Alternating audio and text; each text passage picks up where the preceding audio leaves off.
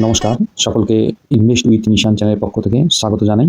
আজকের ভিডিও যারা মিউচুয়াল ফান্ডের প্রতি ইন্টারেস্ট রাখেন, তাদের জন্যে এটা একটি উপযোগী ভিডিও হতে যাচ্ছে। কারণ কি, আজকে মিউচুয়াল ফান্ডের যে বিভিন্ন স্কিমগুলো বাজার চলতি রয়েছে, তার মধ্যে অন্যতম একটি স্কিম, সেটা হচ্ছে মাল্টি অ্যাসেট ফান্ড। সেরকম একটি স্কিম নিয়ে আলোচনা করব। এই যে আপনারা মিউচুয়াল ফান্ডে ইনভেস্ট করেন, অনেকেই কিন্তু শুধু নামটা করে ইনভেস্ট করেন, জানেনই না যে আপনার কাছ থেকে ফান্ড ম্যানেজার আপনার টাকা পয়সা নিয়ে কোথায় ইনভেস্ট করছে এবং আপনার টাকাগুলো কোথায় বা কোন কোন অ্যাসেটে ইনভেস্ট হচ্ছে। এই জিনিসগুলো জানা থাকলে, আপনার চিন্তা ভাবনার সাথে একবার হলে, আপনার বিনিয়োগে কিন্তু সুবিধা কিন্তু আপনারা পাবেন। এবং যে বিনিয়োগটা করছেন সেটা বুঝে করছেন, সেটা যেন আপনার মনের অনুভূতিতে থাকে যে আমি বুঝে ইনভেস্টটা করছি। যারা বিশেষ করে নতুন, তাদের জন্য খুবই উপযোগী ভিডিও আমি মনে করি। একটু প্রথম থেকে শেষ পর্যন্ত থাকবেন। আমি এই মিউচুয়াল ফান্ড নিয়ে আলোচনা করতে করতে কিছু অন্যান্য বিষয় নিয়েও আলোচনা করি, যেগুলো আপনাদের কাছে হয়তো অনেকের কাছে নতুন মনে হয়। ভিডিওটি যদি ভালো লাগে একটু লাইক করবেন, কমেন্ট করবেন এবং শেয়ার করবেন। যারা আমার চ্যানেলে নতুন দেখছেন তারা একটু চ্যানেলটিকে সাবস্ক্রাইব করবেন। তো চলুন ভিডিওর মূল পর্বে আমরা চলে যাই। প্রথমেই আমরা থাম্বনেল দেখেই বুঝে গেছি আজকের টপিক হচ্ছে মাল্টি অ্যাসেট ফান্ড। এবার এই মাল্টি অ্যাসেট ফান্ড, এই নামটা শুনেই কিন্তু আমরা এখানে তিনটে ওয়ার্ডের একটা সমন্বয়। মাল্টি কথার অর্থ নিশ্চয়ই ভেঙে বলতে হয় না। মাল্টি মানে হচ্ছে মাল্টিপল, মানে অনেক অনেক রকম। এবার কি অনেক রকম আছে? অ্যাসেট রয়েছে। অ্যাসেট বলতে আমরা কি বুঝি? সম্পদ। বাংলায় যদি বলা যায় তাকে আমরা বলি সম্পদ। বিভিন্ন রকমের সম্পদ আমরা তৈরি করি ভবিষ্যতের প্রজন্মের কথা ভেবে এবং নিজেদের জন্য ভবিষ্যতের কথা মাথায় রেখে। সেই অ্যাসেট, বিভিন্ন রকমের অ্যাসেট কিন্তু রয়েছে, সেগুলো মুভেবল বা মুভেবল অ্যাসেট। সেরকম অ্যাসেটগুলোর মধ্যে অন্যতম যেমন থাকে আপনার ইকুইটি ইনভেস্টমেন্টটাও কিন্তু আপনার অ্যাসেট। আপনার বিভিন্ন বন্ডস কেনেন, সেটাও অ্যাসেট। কোনো প্রিসিয়াস মেটাল কেনেন, সেটাও কিন্তু অ্যাসেট। এই ধরনের বিভিন্ন রকমের অ্যাসেট ক্লাস কিন্তু রয়েছে, যেগুলোতে আমরা কিন্তু প্রতিনিয়ত জেনে বা না জেনে ইনভেস্ট করে থাকি। কোনটা কি ধরনের অ্যাসেট, যেমন রিয়েল এস্টেট একটা অ্যাসেট, গোল্ড একটা অ্যাসেট, এরকম বিভিন্ন রকমের অ্যাসেট রয়েছে। এবার এই যে মাল্টি অ্যাসেট ফান্ড, এটা যদি আমরা বলতে যাই যে কি, এখানে আমি স্ক্রিনে দেখিয়ে দিচ্ছি, কিছু লেখা আপনারা পড়লেও বুঝতে পারবেন। এই multi asset fund is a mutual fund that invest in across different asset classes to balance risk and return. মানে ডিফারেন্ট অ্যাসেট ক্লাসের মধ্যে যদি আপনার টাকাটা এই ব্যালেন্সড ওয়েতে ইনভেস্টেড থাকে, তখন কিন্তু আপনার রিস্কটাও ব্যালেন্স হয়ে যায় এবং আপনার যে রিটার্ন, সেটাও কিন্তু একটা মডারেট রিটার্ন জেনারেট করে দেয়। সেরকমই এই একটি ফান্ড, যেখানে বিভিন্ন ধরনের অ্যাসেট ক্লাসের মধ্যে আপনার ইনভেস্টমেন্টটা পৌঁছে যায়। কি কি অ্যাসেট ক্লাস আছে? সেটার মধ্যে ইকুইটি রয়েছে। ইকুইটি বলতে স্টকস। আপনার ফান্ড ম্যানেজার স্টকসের মধ্যে ইনভেস্ট করছে। স্টকসে কি হয়, অন্যান্য যে অ্যাসেট ক্লাস আছে তার থেকে তো গ্রোথ বেশি পাওয়া যায়। সেই জন্য এটাকে আপনার পোর্টফোলিওতে এই ক্লাসে যদি ইনভেস্ট করে থাকেন কিছু পোর্শন, সেখানে একটা ভালো রকমের গ্রোথ পাওয়া যায়। অর্থাৎ আপনার ইনভেস্টমেন্টে একটা গ্রোথ কিন্তু এখান থেকে চলে আসে ইকুইটিতে ইনভেস্ট করলে পরে। এরপরে কোন ক্লাসেস রয়েছে? ডেপ্ট। ডেপ্ট বিভিন্ন যে গভর্নমেন্ট বন্ডসগুলো হয়, সেগুলোতে ইনভেস্ট করলে একটা ফিক্সড রিটার্ন মোটামুটি পাওয়া যায়। সেটা আপনার পোর্টফোলিও বা আপনার ইনভেস্টমেন্টে একটা স্টেবিলিটি প্রদান করে। এরপরে কি আছে? গোল্ড এবং সিলভার অ্যাসেট ক্লাস। এই গোল্ড আর সিলভার দেখবেন যখন স্টক মার্কেট ওঠে, তখন কিন্তু এই গোল্ড সিলভারের দামটা পড়ে। আবার যখন স্টক মার্কেট পড়ে, তখন কিন্তু গোল্ড সিলভার দাম কিন্তু বাড়ে। অর্থাৎ এখানে যখন আপনার ইনভেস্টমেন্টটা গোল্ড সিলভারের কিছুটা পোর্শন থাকে, তখন কিন্তু একটা হেজিং এর ব্যাপার চলে আসে। মোট কথা, আপনার ইকুইটি বা ডেপ্টে যদি আপনার কিছুটা হলেও রিটার্ন কম জেনারেট করে দেয়, তখন কিন্তু গোল্ড বা সিলভার থেকে একটা হ্যান্ডসাম রিটার্ন তৈরি করে দিয়ে আপনার পোর্টফোলিওকে ব্যালেন্স করে, যেটাকে বলে আমরা হেজিং। এবার আরেকটি অ্যাসেট ক্লাসে এরা ইনভেস্ট করতে পারে, এটা অপশনাল যদিও, রিটস এবং ইনভিটস। এই রিটস এবং ইনভিটস আমি কিন্তু থাম্বনেলে দিয়েছিলাম যে রিটস কি ইনভিটস কি, আপনাদের কিন্তু বলবো, তাহলে নতুন যারা আছেন তারা কিন্তু শিখতে পারবেন।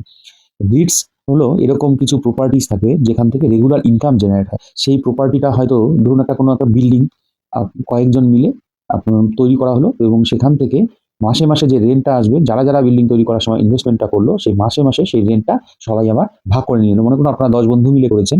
এবার সেখানে ভাড়া দিলেন, রেন্ট পাচ্ছেন, সেখান থেকে রেভিনিউ আর্ন করছেন, প্রত্যেক মাসে পাচ্ছেন, সেই টাকাটা আবার নিজেদের মধ্যে ডিস্ট্রিবিউট করে নিচ্ছেন। অর্থাৎ সেখান থেকে একটা রেগুলার ইনকাম কিন্তু আপনারা জেনারেট করতে পারেন। সেরকমই শেয়ার মার্কেটে ট্রেড হয় কিন্তু রিটস। হ্যাঁ, এখানে ইনকাম রেগুলার আসে। রেন্ট হিসাবে বা লিজ নেয় কোনো বিল্ডিং, হয়তো দেখা গেল আপনার লিজে দিয়ে দিলেন 1 বছরের জন্য বা 5 বছরের জন্য লিজে দিয়ে দিলেন। সেখান থেকে যে ইনকামটা হলো, আপনারা যারা যারা ওখানে ইনভেস্ট করেছিলেন সেখান থেকে একটা পোর্শন কিন্তু আপনারা প্রত্যেকে পেয়ে যাবেন।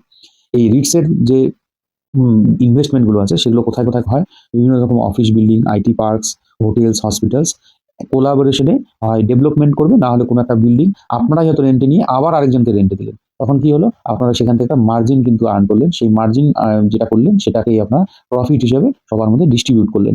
এই রিটস কিন্তু শেয়ার মার্কেটে ট্রেড হয়। দেখবেন কিছু, কিছু রিটস আপনারা সার্চ করবেন আপনাদের যে অ্যাপ রয়েছে বা ব্রোকার যেখানেই আপনারা ডিম্যাট খুলেছেন সেইখানে আপনারা ঢুকে দেখবেন যে রিটস দিয়ে সার্চ করলে পরে কিছু, কিছু রিটস কিন্তু পেয়ে যাবেন। যেমন হচ্ছে মাইন্ডস্পেস, বিজনেস পার্কস রিটস রয়েছে। তারপরে national highway infra trust REIT রয়েছে, Brookfield India real estate trust REITs. এই রিটসের সংখ্যা কিন্তু আগে খুব কম ছিল, এখন কয়েকটি দেখা যায়। এই রিটসগুলোতে ইনভেস্ট করলে পরে একটা মোটামুটি রিটার্ন কিন্তু পাওয়া যায়। এই রিটসেও এই ধরনের যে মাল্টি অ্যাসেট ফান্ড এরা কিন্তু ইনভেস্ট করে থাকে। এবার আরেকটি বিষয় ওখানে আমি কিছুক্ষণ আগেই উল্লেখ করলাম যে রিটস ছাড়া আরেকটি বিষয় সেটা হচ্ছে হলো ইনভিটস। এইখানে এই ইনভিটসগুলো আছে এরা কি করে operate revenue generating infrastructure assets, যেখান থেকে রেভিনিউ জেনারেট হয় সেরকম ইনফ্রাস্ট্রাকচার অ্যাসেট। আগে যেমন বললাম বিল্ডিং, অফিস এইসব, এখানে ইনফ্রাস্ট্রাকচার বলতে একটা দেশের ইনফ্রাস্ট্রাকচারে কি থাকে, যেমন পরিকাঠামোগত উন্নয়নের ক্ষেত্রে যে জিনিসগুলো কাজে লাগবে, যে বস্তুগুলো দেশের জন্য হয়, যেরকম highway, roads, power transmission lines, renewable energy assets, rail, ports, telecommunication যে টাওয়ারগুলো হয়, এই ধরনের কিছু অ্যাসেটে কিন্তু এই ইনভেস্ট করে থাকলে পরে সেই ইনভেস্টমেন্টটা আপনারা করতে পারেন ইনভিটসের থ্রুতে। এই যে একই ব্যাপার, মোট কথা রিটস এবং ইনভিটস দুটো পরিপূরক, কিন্তু দুটোর মধ্যে ডিফারেন্স কি আছে, এখানে হাইওয়ে রোডসের থেকে আপনি রেভিনিউ জেনারেট করছেন, আর ওখানে হয়তো কোনো বিল্ডিং বা অফিস ঘরকে ভাড়া দিয়ে সেখান থেকে রেভিনিউ জেনারেট করছেন। এই ধরনের রিটস বা ইনভিটসও কিন্তু এই মাল্টি ক্যাপ ফান্ডগুলো চাইলে ইনভেস্ট করতে পারেন।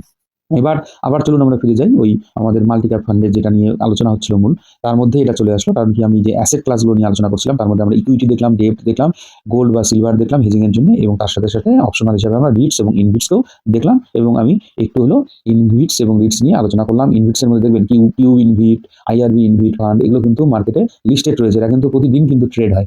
আপনারা একটু সার্চ করলে পেয়ে যাবেন, এবং সেখান থেকেই আরেকটু ধারণা আপনারা নিজেদের মতো করে স্টাডি করে দেখতে পারেন। এরপর এই যে মাল্টি ক্যাপ ফান্ডের মধ্যে কোন অ্যাসেটে কতটা অ্যালোকেশন দেবে, এখানে সেবির কিছু গাইডলাইন রয়েছে। সেখানে হচ্ছে যখনই কোনো মাল্টি ক্যাপ ফান্ডে আপনি ইনভেস্ট করবেন, আপনার টাকা ফান্ড ম্যানেজারকে কোথায় ইনভেস্ট করতে হবে, মিনিমাম 3টে অ্যাসেট ক্লাসে করতে হবে। 3টে অ্যাসেট ক্লাসের মধ্যে ইকুইটি, ডেট, গোল্ড, এই 3টে বা সিলভার, গোল্ড পরিবর্তে এই ধরনের 3টে কিন্তু অ্যাসেট ক্লাসে করতেই হবে। তারপরে তো অপশনাল রয়েছে আপনার রিটস, ইনভিটস, এবং প্রত্যেকটা অ্যাসেট ক্লাসে আপনার টোটাল যা ফান্ড আছে তার কিন্তু 10% অ্যালোকেশন করতেই হবে। তারপরে আপনি 10 এর জায়গায় কোনটাতে 20 করবেন বা তার জায়গায় আপনি আরও বেশি করবেন, সেটা পরবর্তীতে আপনি করবেন, কিন্তু মিনিমাম 10% ইনভেস্টমেন্ট কিন্তু প্রত্যেকটি অ্যাসেট ক্লাসের মধ্যেই থাকতে হবে। এটা হলো এর একটা ক্রাইটেরিয়া। তার মানে একটা ট্রু ডাইভার্সিফিকেশন এনশিওরস কিন্তু হয় এই ধরনের ইনভেস্টমেন্টের মাধ্যমে। এবার রিস্ক রিটার্ন কেমন রয়েছে, রিস্ক লেভেল কিন্তু মডারেট, যেহেতু একটা ডাইভার্সিফিকেশনের কথা চলে আসছে। আপনি ইকুইটিতেও ইনভেস্ট করছেন, গভর্নমেন্ট বন্ডেও ইনভেস্ট করছেন, এবং তার সাথে সাথে আপনি ইনভেস্টমেন্ট করছেন গোল্ড এবং সিলভারেও। সুতরাং সেখানে একটা কিন্তু ডাইভার্সিফিকেশন আসে, এবং ডাইভার্সিফিকেশন যখন থাকবে তখন ভোলাটাইল মার্কেটে কিন্তু একটা আপনার পোর্টফোলিও স্টেবল জায়গায় থাকে এবং রিটার্নটা একটা মডারেট দেয়। অর্থাৎ এই risk level moderate, lower volatility then pure equity. আপনি যদি পুরো টাকাটা ইকুইটি দেন, এই ভোলাটিলিটি কিন্তু আপনাকে সামলাতে হতো। যদি আপনি মাল্টি ক্যাপ ফান্ডে ইনভেস্ট করেন, মাল্টি অ্যাসেট ফান্ডে করেন, তখন কিন্তু আপনার এই ভোলাটিলিটিটা অ্যাবজর্পশন কিছুটা হয়ে যায়।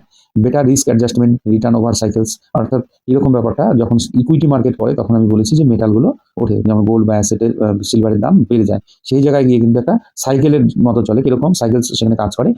ইকুইটি বাড়ছে, গোল্ডের দাম কমছে, তখন তো আপনার ফান্ড ম্যানেজার গোল্ডের বা এই সিলভারে ইনভেস্টমেন্টের মাত্রাটা বাড়িয়ে দিল, যাতে ভবিষ্যতে যখন ইকুইটি মার্কেট করবে তখন সিলভার বা গোল্ডের দামটা বেড়ে যাবে, তখন সেখান থেকে একটা রিটার্ন কিন্তু জেনারেট করবে, এবং আপনার পোর্টফোলিও কিন্তু একটা স্টেবল ভাবে গ্রো করবে। এবার মাল্টি অ্যাসেট ফান্ড আমরা কেন পছন্দ করি বা পছন্দ করব, ডাইভার্সিফিকেশন অ্যাক্রস দ্য অ্যাসেটস, বিভিন্ন অ্যাসেটসের মধ্যে একটা ডাইভার্সিফিকেশন এই ফান্ডে পাই। অটোমেটিক রিব্যালেন্সিং হবে, কারণ মার্কেটের সাইকেলকে ফলো করবে আপনার ফান্ড ম্যানেজার, সেই হিসাবে ইনভেস্টমেন্টটা করবে, একটা রিব্যালেন্সিং এর জায়গায় নিয়ে আসবে আপনার ফান্ডটাকে, সেই তার জন্য ফান্ড ম্যানেজার রয়েছে।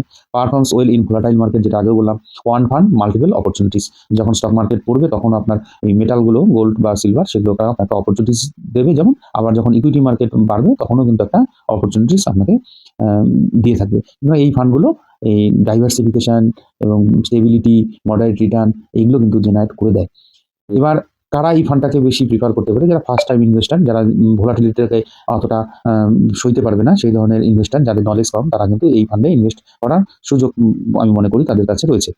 যারা লং টার্ম ইনভেস্টার্স, মার্কেট কোথায় যায় যাক, তারা লং টার্ম ধরে থাকবে, তাদের একটা স্টেবল মডারেট রিটার্ন দরকার, তাদের জন্য বেশ ভালো। যারা স্টেবিলিটি এবং গ্রোথ দুটোকেই প্রিফার করে তাদের জন্য কিন্তু ভালো, কারণ গ্রোথ কোন অ্যাসেটটা দেবে, ইকুইটি অ্যাসেটটা। স্টেবিলিটি আবার কোথা থেকে আসবে, বন্ডের থেকে স্টেবিলিটি আসবে, মেটাল থেকে স্টেবিলিটি আসবে। মেটাল বলতে আমি গোল্ড এবং সিলভারের কথা বলছি। যে কোনো মিউচুয়াল ফান্ডে কিন্তু যদি আপনি লং টার্ম ধরে হোল্ড করেন তখনই কিন্তু ভালো রিটার্ন পাওয়া যায়। আইডিয়াল হরাইজন এই সেক্টরের ক্ষেত্রে বা এই ধরনের ফান্ডের ক্ষেত্রে, মাল্টি অ্যাসেট ফান্ডের ক্ষেত্রে 3 থেকে 5 বছর মিনিমাম হওয়া উচিত। এবার তাহলে আমরা ব্যালেন্স পোর্টফোলিও তৈরি হচ্ছে, এখানে ইনভেস্ট করলে স্টেবিলিটি পাচ্ছি এবং গ্রোথ পাচ্ছি। এই কথাগুলো যাদের কাছে ভালো লাগে বা যাদের কাছে এই সিচুয়েশনগুলো পছন্দের, তাদের ক্ষেত্রে কিন্তু এই ধরনের ফান্ডগুলো একটা বেস্ট অপশন হতে পারে। তো ভিডিওটির মূল আলোচ্য বিষয় যা ছিল মাল্টি অ্যাসেট ফান্ড, সেটা নিয়ে বিস্তারিত বললাম। অ্যাসেট ক্লাসের বলতে গিয়ে আমি কিন্তু সেখানে রিটস এবং ইনভিট দুটো নতুন কনসেপ্ট আপনাদেরকে আশা করি দিতে পারলাম। যারা নতুন তাদের জন্য এটা নতুন কনসেপ্ট, যারা পুরনো মার্কেট আছে তারা সব জানেন। এবার আপনাদের মতো করে আপনারা স্টাডি করবেন। আমার শুধু প্রয়াস একটু খালি মাথায় ঢুকিয়ে দেওয়া আপনাদের মিউচুয়াল ফান্ডের কি স্কিম রয়েছে সেগুলো নিয়ে একটু বিস্তারিত আলোচনা করে সেগুলোর কোথায় কি ইনভেস্ট হয় সেটাই তুলে ধরা আমার উদ্দেশ্য। এখানে কোনো বাই বা সেল বা হোল্ড আমি রেকমেন্ডেশন করছি না। এখানে কোনো ফান্ডের নাম কিন্তু আমি নেইনি বা কোনো ধরনের এই ধরনের ফান্ডে আমি কোনো রকম কিন্তু একটা রেকমেন্ডেশনের জায়গায় কিন্তু আপনাদের কাছে তুলে ধরছি না। জাস্ট খালি স্টাডি পারপাস, যেটা আপনাদের নলেজ গ্যাদার করতে সাহায্য করবে সেই ধরনের ভিডিও আমি বানালাম। তো ভিডিওটি ভালো লাগলে আপনারা একটু লাইক করবেন, কমেন্ট করবেন, শেয়ার করবেন। যারা আমার চ্যানেল নতুন তারা একটু চ্যানেলটিকে সাবস্ক্রাইব করবেন। ধন্যবাদ, ভালো থাকবেন।